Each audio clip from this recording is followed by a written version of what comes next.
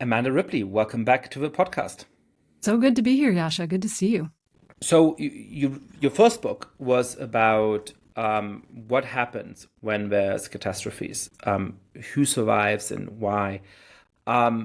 What is the broader thing that this question tells us about ourselves as humans? I mean, what is it that an emergency situation does to human beings? And you know, does all of the reporting you've done on that, all of the things you've learned about that, does that make you more optimistic or more pessimistic about human beings? What does being in an extreme situation where you're fearing for your own survival do to us? Does it make us ruthless and selfish and elbow everybody else out of the way as we head for the boats that are gonna, save us from the Titanic, or does it actually make us pro-social, make us willing to sacrifice ourselves for our loved ones?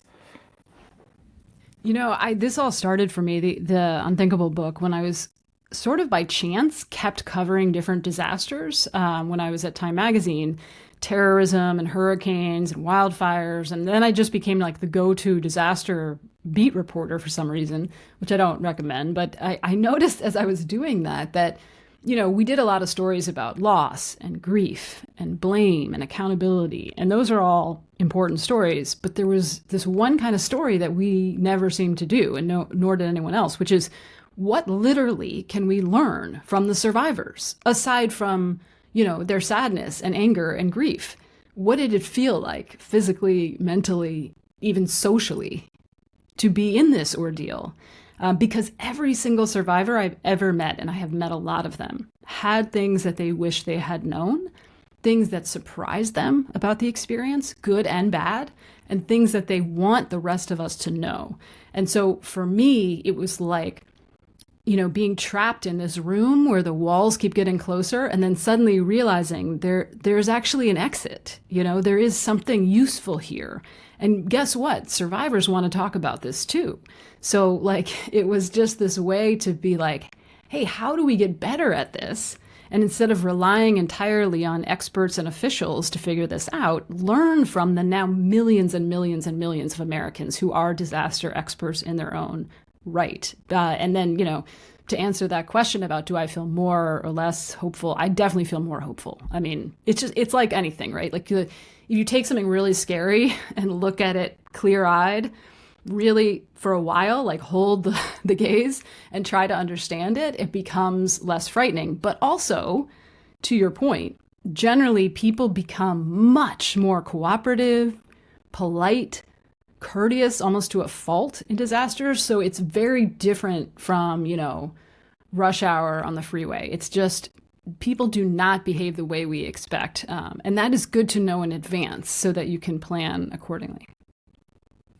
So explain that to me, right? Because you might think on a standard model that politeness is a kind of lubricant in society, and we all recognize its value and perhaps even its moral status as something desirable. And it's easy to uphold that when the stakes are, do I get home 2 minutes early or 2 minutes later? When the stakes are, does it take me 5 seconds to hold the door open for somebody, right? But when it's a question of, do I survive or do I die? It seems like a much bigger sacrifice to say, because of my notions of politeness or because of my notions of altruism, my notions of moral obligation, I'm going to do something which may reduce the likelihood that I myself survive.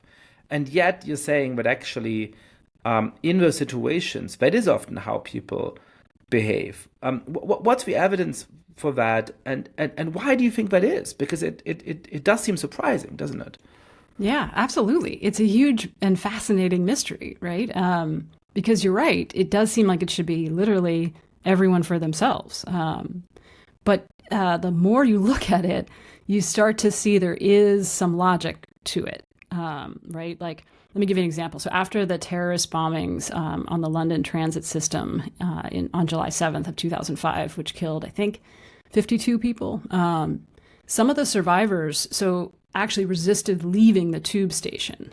There is this very natural group formation that happens, even with strangers, and people want to stay with their people.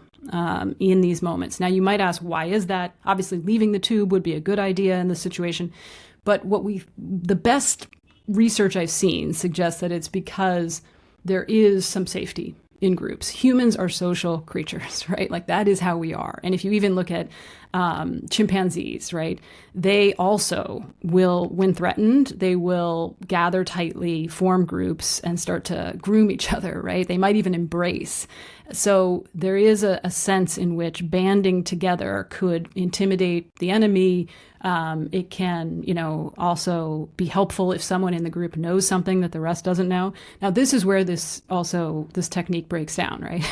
So there were many people in, the World Trade Center on 9/11 who followed others in a direction that turned out to be a bad idea, like up to the roof, which was locked, unbeknownst to a lot of people.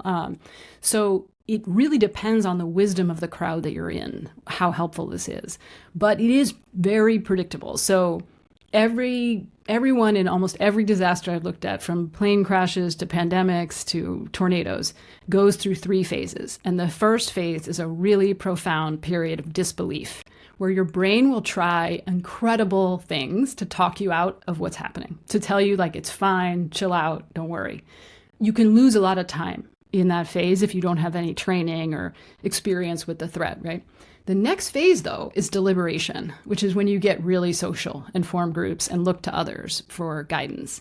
And people become quite compliant. So if you know something and you know how to get out of a place or how to protect yourselves, if you take that leadership role, people will follow you. I mean, there have been studies on miners who were in mining disasters, and they will stay with their groups even when they think it's a bad idea to go in a certain direction or do a certain thing. So there's like all of these things, right? Like most of human behavior, there's a flip side, there's a positive and a negative, and a lot depends on who you're with and what your experience and training has been before. But that is something, even if right now, right, like a smoke detector went off in wherever you are, right? The first thing most of us do is look at other people and see how they're responding. Like, is everyone pretending this isn't happening, and just carrying on? Maybe I'll do that too.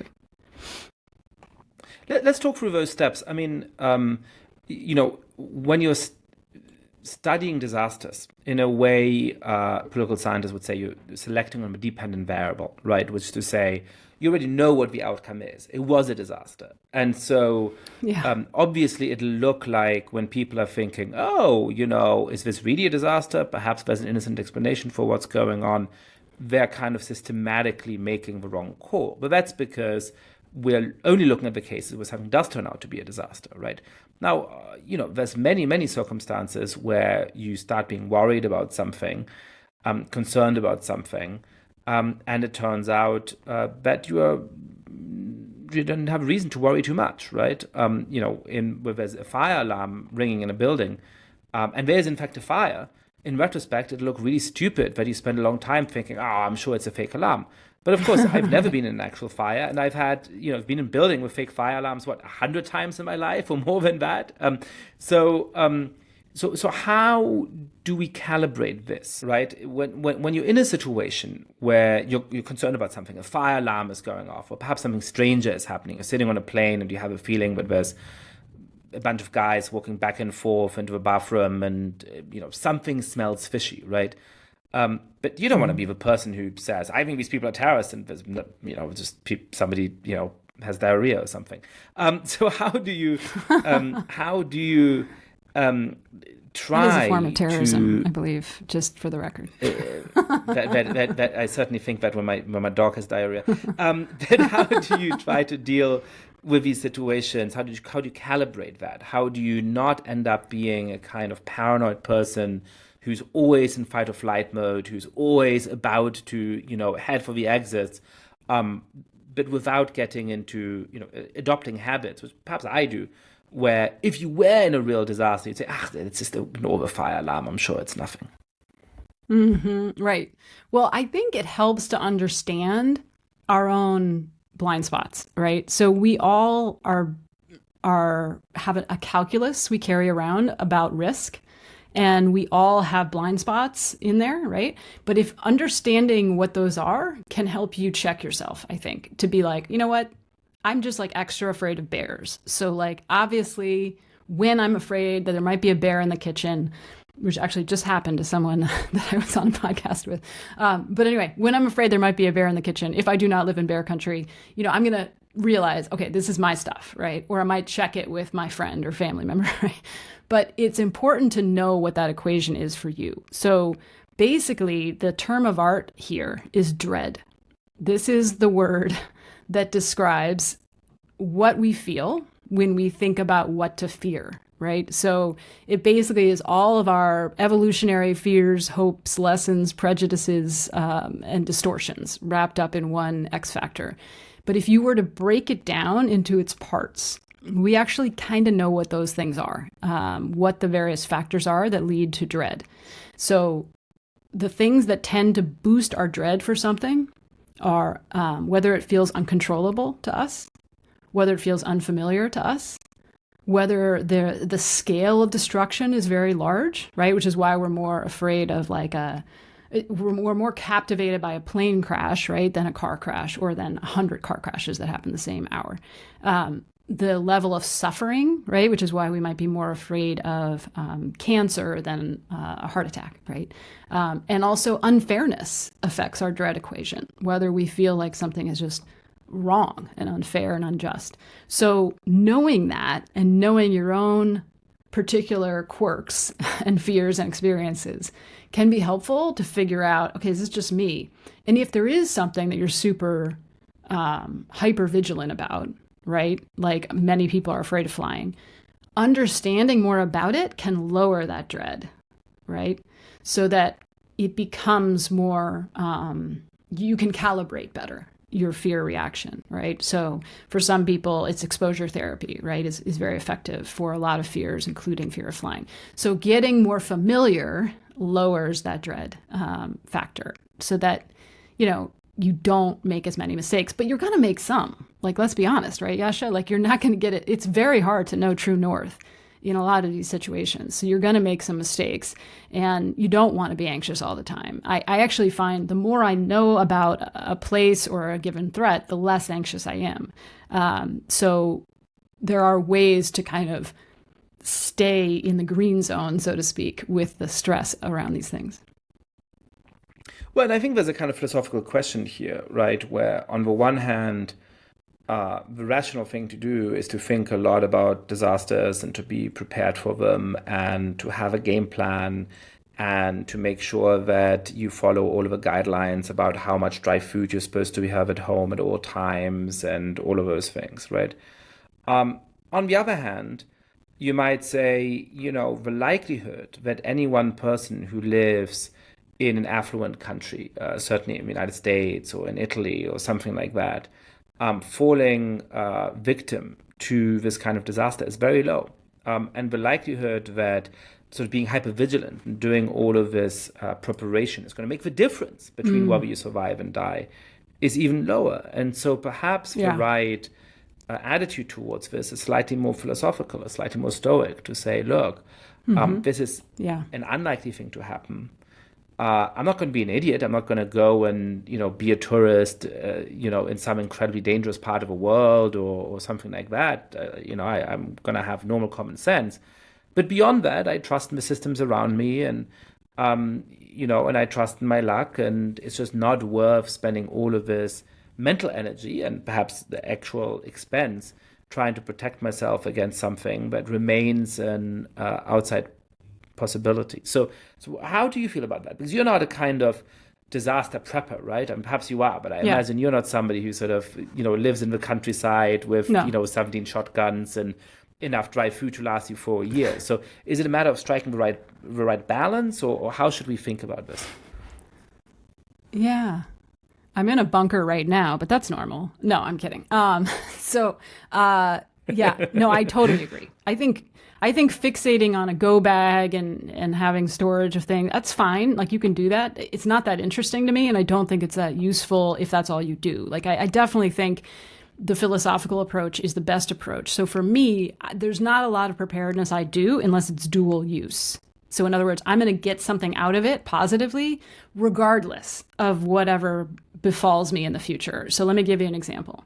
One of the things we know for sure is that the health of a community before a disaster is more important to its recovery than the disaster itself, like the facts of the disaster, especially in a rich country like the US.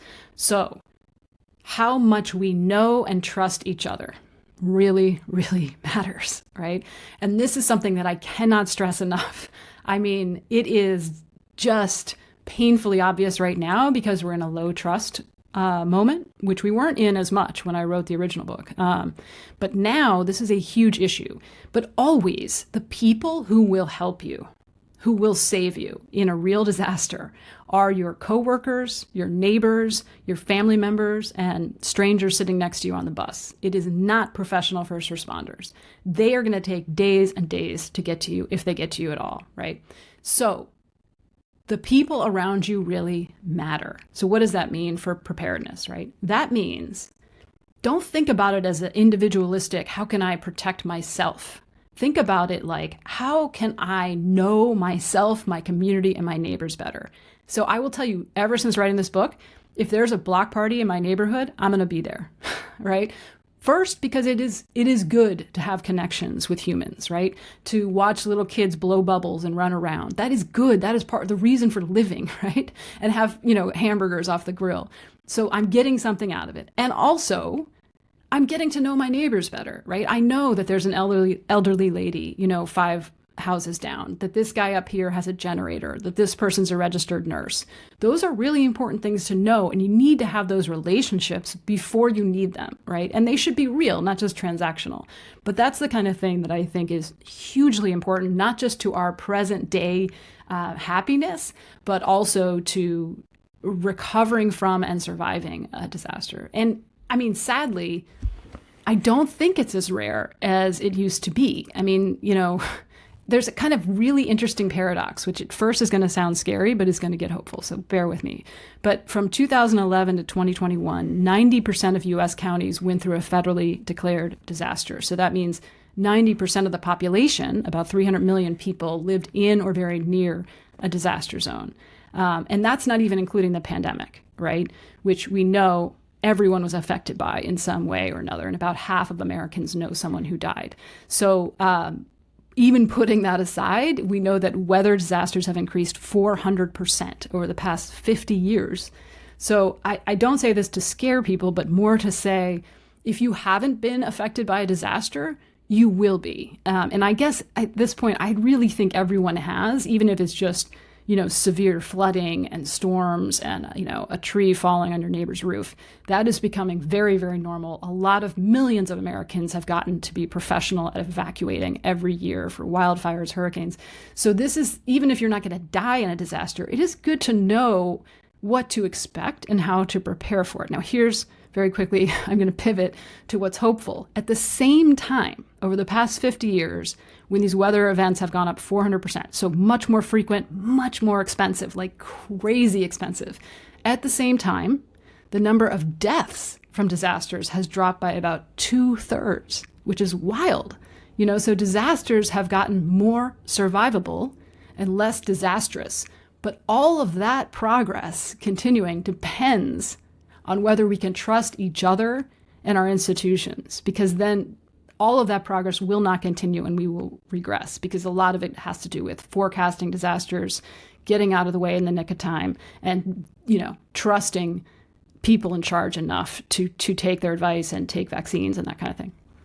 So I think it's a really important question why it is that the number of disasters have gone up, but the number of deaths from disasters have actually gone down. And I want to end the conversation on that. But in the meanwhile, I want to sort of keep thinking through the process of disaster, right? So we're sort of still at step one. Something weird is happening. You start off with denial. A lot of the time, denial is actually a good recipe because it turns out that the fire alarm really is a fake fire alarm. Yeah. But sometimes it's not. You suddenly realize, no, this is the real deal. We're actually facing a disaster in this case. So you're saying that at that point you have deliberation. What does that look like? What's the promise of deliberation? Presumably figuring out a sensible plan that can get you to safety. What is the pitfalls? When do the plans that groups make at that stage fall short or go wrong? And how should you act in that situation? Should you try and lead the conversation? What do you do if you feel that the consensus that's being reached is wrong? How does this phase go, right or wrong? Yeah. So that disbelief and denial phase can be interrupted quickly by the deliberation phase if there's someone around you who knows something. Like, quick example, I talk about a woman named Elia who was in the World Trade Center on 9/11, and the first plane struck the building just a handful of floors above her. So it was very dramatic. It obliterated 4 floors immediately, and the whole building lurched violently in a way it never had before. But everything in her body and brain told her it was okay, it was fine, it was nothing. Right? And you hear this again and again, I'm telling you. It is wild. Even from pilots whose passenger airplanes are about to go down. Like, this is the first phase. So it is important to know. I've noticed this in myself now. I'll notice myself going to great lengths to say, like, everything's fine. And so now I can check myself sometimes and be like, oh, actually, probably should investigate further. But anyway, at that point, thank God, someone else, one of her co-workers, yelled, "Get out of the building." Right? And if they hadn't, Elia is convinced she would have stayed much longer. As it is, on average, World Trade Center occupants stayed about 5 or 6 minutes before beginning to evacuate. There were a lot of reasons for that, including the fact that many of them heard an order from the Port Authority to stay put, which was the protocol for skyscraper events, for a bunch of reasons we can get into. But in any case, it's very confusing in that moment, and deliberation isn't always going to serve you well, right? But in this case, in fact, no one I've interviewed who survived from high up in the Trade Center on that day got out alone. That's just not how it worked. It was a group collective response. There were people who knew where the stairs were. There were people who didn't. A shocking number didn't. Most Trade Center occupants that day did not know where the stairs were, which is a travesty, right? But like, the more you know about your environment and how to get down and how long it's going to take, the more you should step into that role. So if you are in an event and you see that people are just kind of frozen, which is very common, which we could talk about, probably the most common reaction, or moving very slowly, there's a kind of lethargy that sets in. I write in The Unthinkable about a ferry disaster in Estonia that was shocking, the way people described just people just sitting there as the water just rose around them. And it's not that they're, idiots. It's that this is an evolutionary response that all mammals do when they're very frightened and feel trapped, right? But if someone yells at you with very specific guidance, you will tend to snap out of that stupor. And so do animals, by the way, if there's a loud noise. So if you know something, if you are aware of your environment, if you know how to get out of a building or a plane, whatever, if you understand, public health in a pandemic, if you have some insight, it can be very effective, especially in that initial moment, to step into that leadership void and be quite assertive. And so, in the case of the World Trade Center, presumably there weren't that many options, and it was obvious that just getting out of a building was the obvious course of action to take if you were going to take action. But there's going to be situations when it's much harder to know what course of action to take. What does deliberation look like in those situations? And who ends up getting trusted? Is it the people who actually have concrete knowledge, who make sense? Or is it the people who just have high status in that society, in that particular community, irrespective of whether they're taking the right calls? How often do people end up taking the right calls? And how often do they really end up following a plan that's just the wrong plan to follow? I mean, I think the best example of this, of what you're saying, of that confusion, that fog of war, is the pandemic, right? So it was very hard to know whom to trust, what to do. I don't know about you, but I found myself sort of vacillating between underreacting or overreacting, going in and out of denial and deliberation over and over. And it's exhausting, and it's very tricky to know whom to trust. That said, we now know that some states and some countries managed that fog a lot better than others, right? So I did some of this work for this updated book, but I hope more and more work will be done about what happened there and why that is. But we know for sure that people cannot survive without trust, that you need trust to get through the day. Like you just can't in our modern world, you can't grow all your own food and generate your own electricity and all the things. So you are trusting someone, but it's a question of whom, and is it wise, right? And is it based on fear, affinity, threat, other things, or is it based on some actual sound reasons? So, I think in the pandemic, we saw, one of the people I immediately called when the pandemic started was Dennis Milletti, who was always my go-to expert on how to communicate risk to the public so that the public will listen. Because we actually know a lot about this. And no country has done more research on this than the United States. And he was the foremost expert on it. And I called him about 3 weeks into the pandemic, where I was still in denial. I was like, I think everybody's freaking out. I don't know. And I'd never heard him sound this way.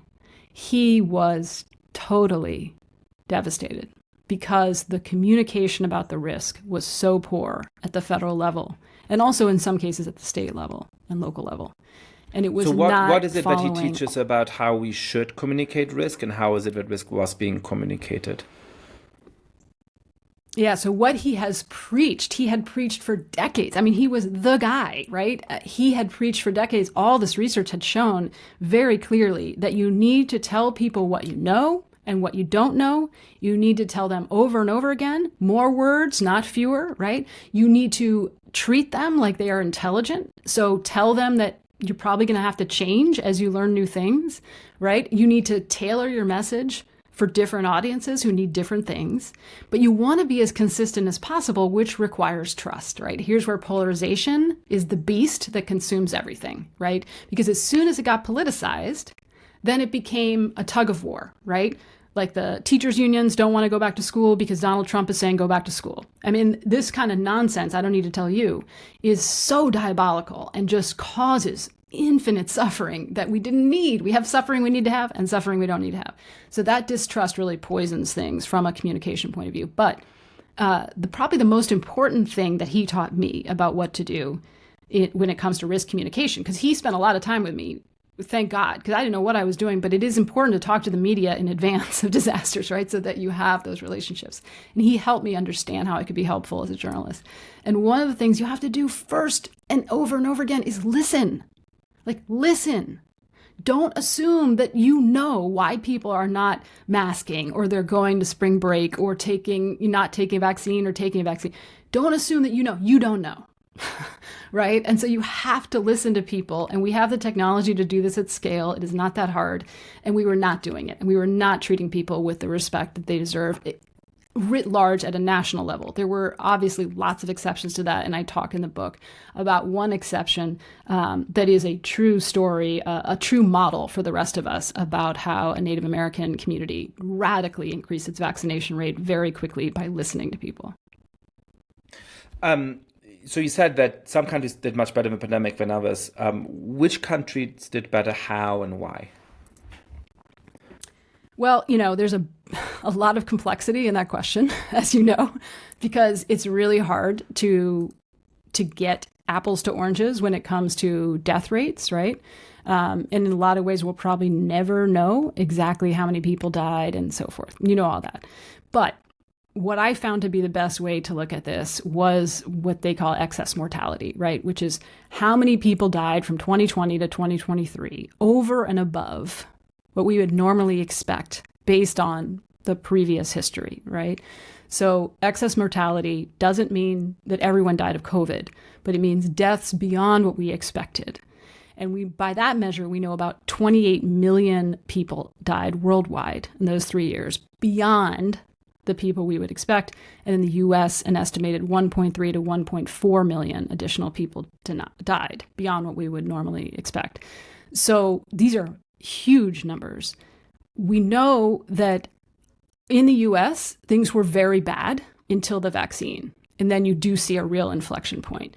So access to the vaccine really matters. But of course, distribution and trust matters even more, right? So it just doesn't matter how good the vaccine is if people are not willing to take it. And that's where we see some variance in different countries, especially after the vaccine became available. Within the US, 1 year into the pandemic, we saw a lot of variance already, even before we had before most people had a vaccine, access to the vaccine. But let's just take the whole period, the whole arc, 2020 to 2023, and we know, 2020 in this case within the U.S. From 2020 to 2022 in the U.S., New Hampshire, Maine, Vermont, and Maryland outperformed the rest of the country, according to a Lancet analysis, which was really fascinating. Even after adjusting for differences in age, population density, obesity, diabetes, those states had among the lowest excess mortality rates in the country. And then at the other end of the scale, the states that had the highest adjusted excess death rates were Arizona, New Mexico, Mississippi, and Colorado. So there's an open mystery here. We all could have theories, and I have theories, and you have theories about why those states. But this is what we need to learn, right? And then worldwide, to answer your question, Canada, France, Norway, and Sweden all had really impressively low excessive death rates, according to the Economist's mortality tracker. I'm not including, by the way, island nations or island states here, since they're easier to defend from a pandemic, although I realize that's complicated too. But you start to see that variance, and that's, really interesting and something we need to learn from, because, we know that the odds of another pandemic that kills at least as many people before 2050 are about 50-50, according to the best estimates I've seen. So we have got to learn about that variance very quickly. One of the fascinating things about this list of countries is that it seems to cut across some of the big policy debates. I'm doing this on the fly, right? But France, for example, as I recall, was a country that had pretty strict lockdowns, especially at the beginning, with serious punishments for people who wouldn't fill out a kind of self-authorization in order to go on a quick walk around the block or something like that. And the number of acceptable reasons for filling this out were quite limited, etc. Sweden was a country that had some of the most flexible policies, that didn't close down schools for very long, right? That, as I recall, never had a government-mandated lockdown. So it's interesting to see two societies, two countries in the same bucket for having relatively low excess mortality rates, even though the policies they followed were very, very divergent. What's the possible explanation for that? Yeah, it is so interesting, right, Yascha? I mean, I think also Canada is interesting, because Canada is a lot like the U.S. It's a federalized system. Very incoherent, inconsistent compared to like France or Norway or Sweden. Canada also has a lot of the polarization that we see here, a lot of diversity in Toronto and different places. So, I mean, you're right. It's hard to say what those countries have in common. I do think that, unfortunately, a lot of the lockdowns and this kind of thing was just not effective, and had... it was hard to know in the moment, but how quickly a country could pivot was really important. And so France, this is another mystery. I would love to just go to France. So you're about to go to France, right? So maybe you could figure this out for me. So France reopened its schools very quickly. Really remarkably fast. Now, when I lived in France a while back, the French teachers' unions, they were not to be messed with. Actually, all unions in France, right? And so the fact that they were flexible about reopening is shocking to me. And in the United States, they were not, right? Like in a lot of parts across the United States, schools were closed far too long, way past what the science would suggest is a good idea. And then you start to see all kinds of knock-on effects when it comes to trust and society functioning, right? So there's a lot of mystery here, and I don't have the answer. I wish that I did, but God, I wish we would spend more time figuring it out. So, you have the phase where people are trying to figure out, is there a real disaster? You have the phase where you're trying to deliberate about what to do, where you get debates about, do you keep the schools open, do you close them? What happens after that? Once some kind of plan emerges, even if it's just a temporary plan for one phase of a disaster, when it comes to a more complex event like a pandemic, what determines whether it's executed in a way that actually helps to save people or not? Yeah, so you have denial, then you have deliberation, and then you have the decisive moment, which is where people either take action or shutdown, which is very, very common. Researchers call it negative panic, this kind of freezing that I mentioned earlier. And we can do that in all kinds of ways, right? We can just kind of stay stuck in denial in a pandemic, which we did see. Much depends on the health of a group before anything went down, right? So how strong were those ties? How strong was the infrastructure? How strong were the neighborhoods, right? How strong were the schools? And how much trust was there, and how many building codes were there, in other words, before the disaster? It's really, really important to how helpful those denial and deliberation phases are.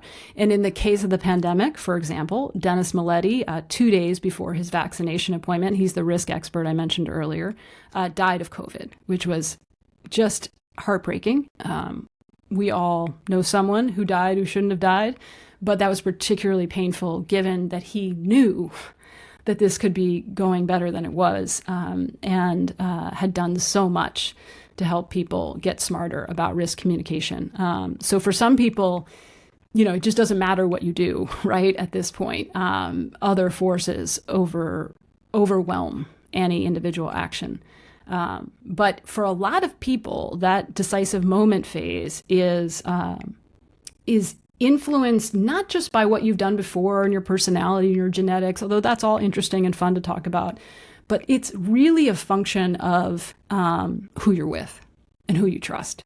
So in the case of the sinking of the MV Estonia ferry that I mentioned earlier in the Baltic Sea, which was one of the worst sea disasters in modern European history. It happened a while ago, like 1994.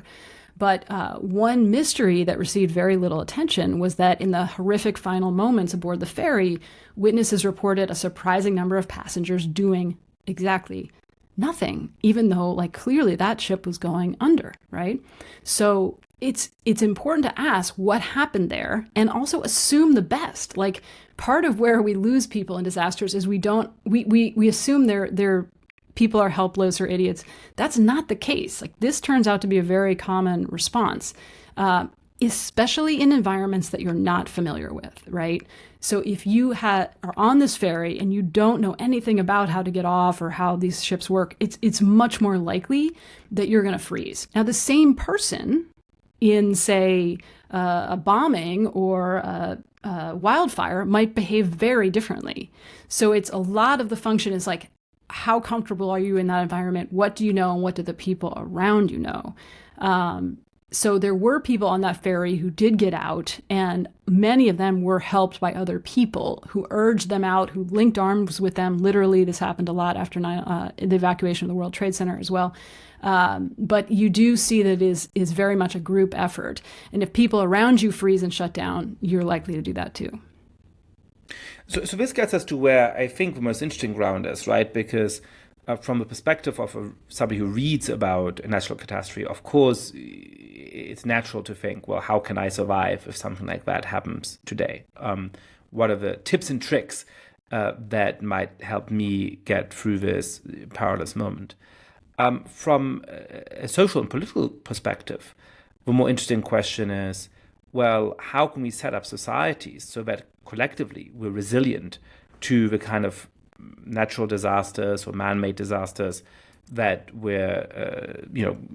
that we have to expect over coming years and decades. And this is where we return to this paradox you pointed out earlier, that the number of disasters that we record has gone up significantly, but the number of deaths from those disasters have actually gone down a lot.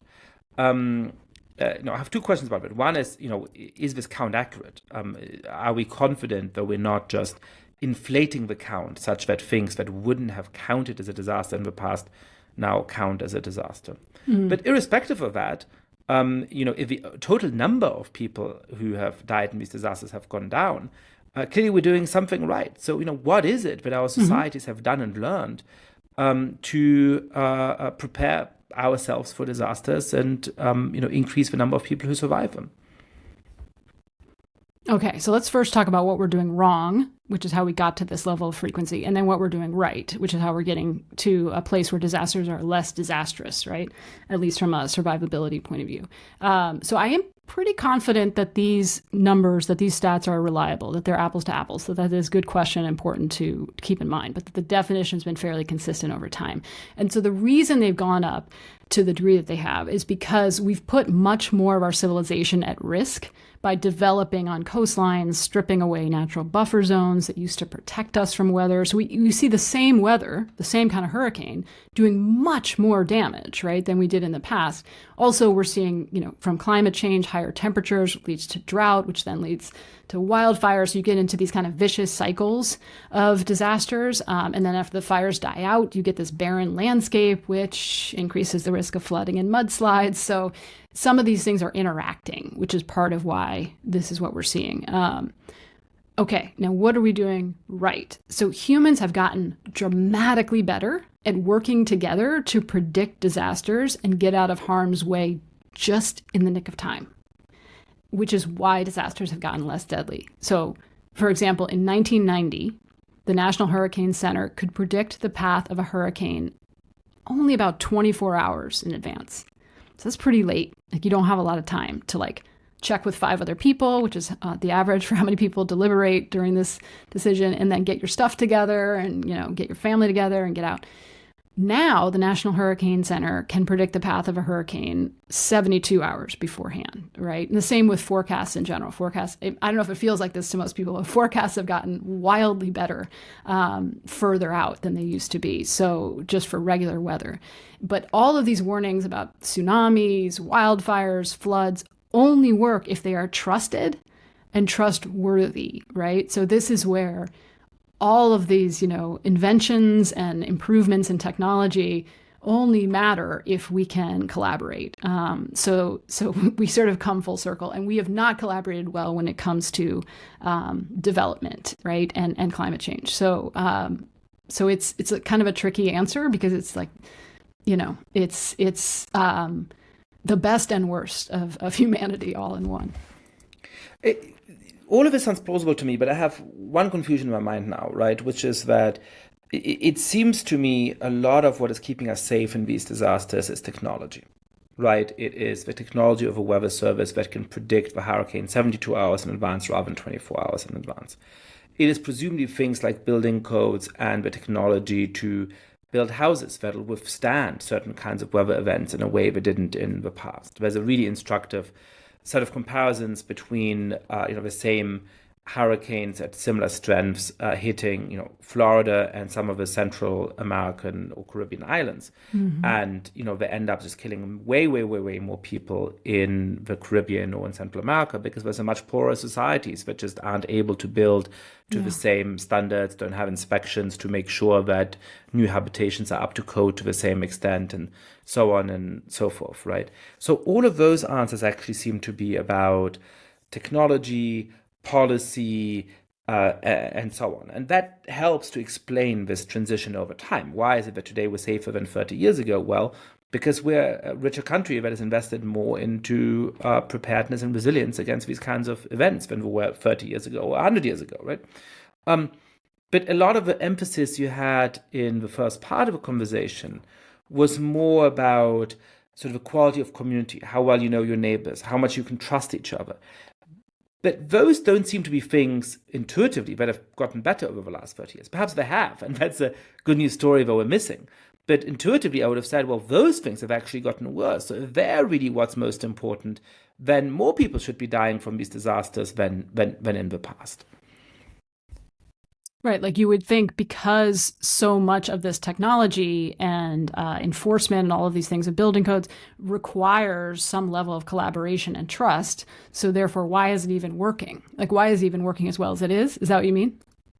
Yeah, and if you're saying, look, what's going to determine, a hurricane hits your community tomorrow, what's going to determine whether you survive is can you count on your neighbors and so on, then I would have guessed that the death rate per hurricane would have gone up for the last 30 years because the amount of community connections we have in America has depleted, right? So the alternative explanation is to say, well, it's really in the end, sure, the person helping you out is going to be your neighbor, but actually what matters is, did you know 72 hours in advance? Is your house going to hold up? Do you have a car to drive you away? But that seems to fit the facts of sort of declining mortality from these disasters and the general background assumptions we have about American society better. But then perhaps, all of this sort of community connectedness and knowing about each other and so on might matter less than it seems at first glance. Yeah, I mean, I think, look, there's many different dynamics happening at once, so it's a little bit hard to separate them out. Certainly, you're hitting on the central kind of tragedy of all of this, is that while, yes, disasters have killed fewer people, we have got way too many disasters happening and way too many deaths and harm is happening already. And what might we have given this technology, given building codes? Where might we be, right, if we had more connection and trust? That doesn't mean that we don't have any, or that it's binary, right? It's definitely on a spectrum. But I think, look, the reality is there were last year 28 major weather and climate disasters costing a total of $93 billion. Like, this is a recurring nightmare for millions and millions of people, not to mention a massive tax on our economy and well-being. So I don't mean to suggest that while survivability has increased, that like everything is good. We could be doing much, much better if we had kept up. So we have technology and sort of forecasting and expertise increasing. But I don't think that this other piece, this social piece, sociological piece, has kept up. And that's not the fault of regular people, by the way. I mean, that's definitely the fault of many different factors. But the last thing I would say is, like, we've talked about what individual people can go do, knowing their neighbors, knowing where they are, like having a sense of how to get out of places, and just being more prepared for how your brain will react and expecting that disbelief in particular. But what can leaders do? What can emergency planners do? What they can do is enlist regular people in their cause and listen to the public, because they are your biggest ally. And you have to build trust in advance and level with them in the moment. So as we've built ever more impressive vaccines and stronger buildings and warning systems, we are doing less and less to build better survivors, right? So people will do things that are extraordinary despite that lack of trust and expertise, right, and training. But many, many fewer people would have to suffer if the people in charge trusted the public more and listened to them more consistently. As a final question, you said rightly that we don't seem to have learned the lesson from the pandemic, that in a weird way, this was this all-consuming event with huge stakes and many, many millions of people who died. And then we kind of memory hold it immediately. We memory hold the significant mistakes that public authorities made, but we also memory hold some of the lessons for what we might be able to do. In fact, I think in some ways we may be worse off when the next pandemic comes, if it came soon, than we were before the last one. Because for one, to the extent to which any form of encouraging people to engage in social distancing and staying home and so on is in fact one of the tools to react, especially if a new disease had a much higher case fatality load than the past one. I think a lot of people are going to say, no, screw you people, we're not doing this again.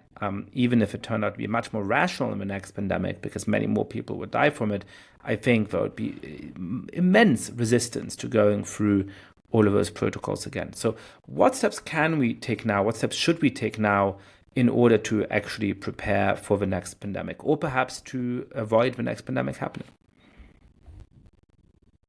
Right. I think one question that government officials and people who run schools and hospitals should be asking the public systematically all the time is, what can we do to earn your trust? Just like that mayor in that town. What would it take for you to trust us?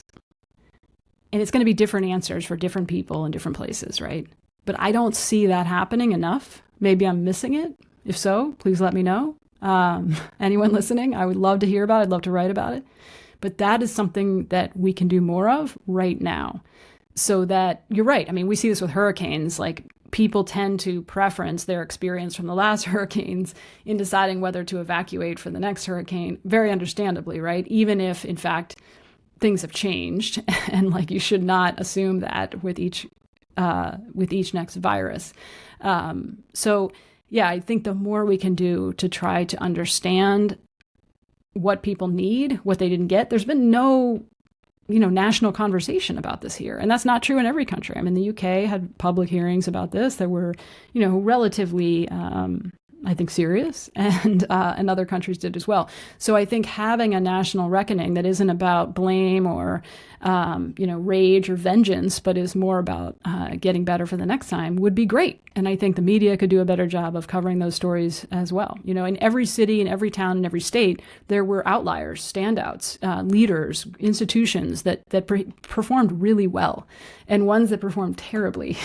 And so, that is something that I think, obviously there's an exhaustion from it. Nobody wants to think about because it just went on and on. But eventually, hopefully soon, it's going to be an important conversation to have, to put on our big girl pants and ask, like, what went wrong, what went right, and how can we do better? Amanda Ripley, thank you so much for coming back on the podcast. Thanks, Yascha. Good to see you.